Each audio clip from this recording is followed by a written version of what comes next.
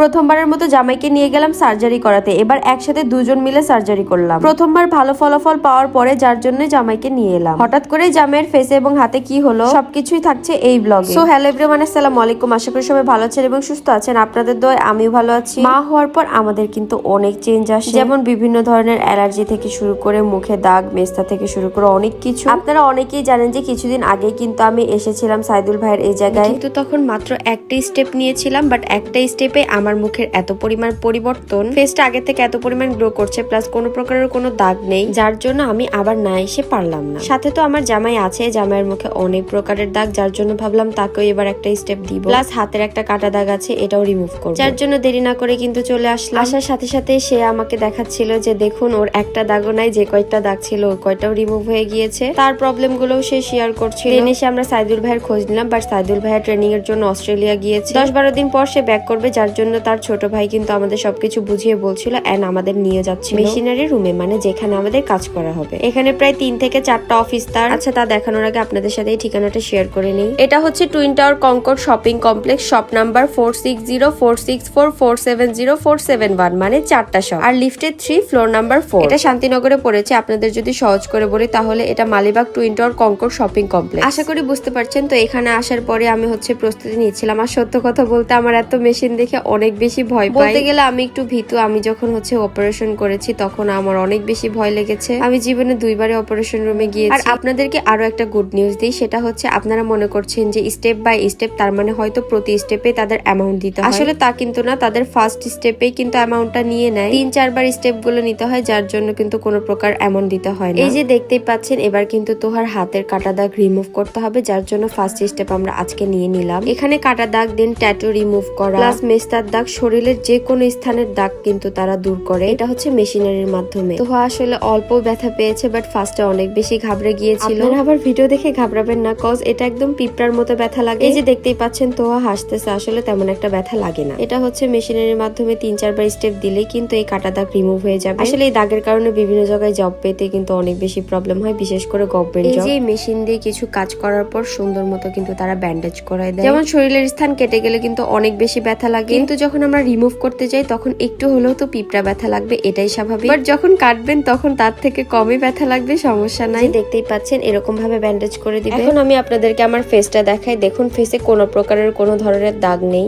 এই যে আমি একটু মন খারাপ করছিলাম, বাট তারা আমাকে সবাই বোঝাচ্ছিল এখানে কোনো প্রকারের কোনো ব্যথা পাবেন না। এর আগের বার করেছেন, আবার এখন কেন করতে ভয় পাচ্ছেন? যত যাই হোক, আমি মেশিন দেখে একটু ভয় পাই, যার জন্য এমন করছিলাম। আসলে তেমন কোনো ব্যথাই লাগে না। আমি আপনাদেরকে বলি আসলে এটা কেমন লাগে। এটা আসলে একটা জেল দিয়ে তারপর মেশিনটা ইউজ করা হয়। জেলটা অনেক বেশি ঠান্ডা থাকে, আর এখন যেহেতু ঠান্ডার সময় একটু ঠান্ডাই লাগছিল। এই যে আমার রিয়াকশনটা দেখতেই পাচ্ছেন, ঠান্ডা লাগছে, প্লাস আমার জামাই একটু বেশি বুঝে, আমাকে যদি আবার বেশি ঢেলে দেয়, যার জন্য আমি ভাইয়ারকেই বললাম যে আপনিই দেন। আর এখন যেহেতু ঠান্ডার সময় অনেক বেশি ঠান্ডা পাচ্ছিল, বাট কিছুই করার নেই। আপনাদের যাদের মুখে ফেসে দাগ আছে তারা কিন্তু অবশ্যই সাইদুল ভাই ট্যাটুর ওই জায়গায় যেতে পারেন। ট্যাটু রিমুভ থেকে শুরু করে সব ধরনের দাগ তারা রিমুভ করে থাকে। এই যে দেখতেই পাচ্ছেন ব্যথা পাচ্ছি না, আবার ঠান্ডা লাগছে, হাসতেছিও আবার। তো আমি মনে করি আজকের আমার এই ভিডিওটা আপনাদের অনেক বেশি কাজে লাগবে। আজকের ভিডিও এখানেই শেষ করছি। সবাই ভালো থাকবেন, সুস্থ থাকবেন, আমাদের জন্য দোয়া করবেন। নেক্সট ভিডিও পেতে অবশ্যই পেজটাকে লাইক, কমেন্ট, শেয়ার করে রাখবেন। আল্লাহ হাফেজ, টাটা এন্ড টেক কেয়ার। আর আমার কিন্তু ফেসের সব কালো দাগই দূর হয়েছে, আমি অনেক বেশি হ্যাপি। টাটা।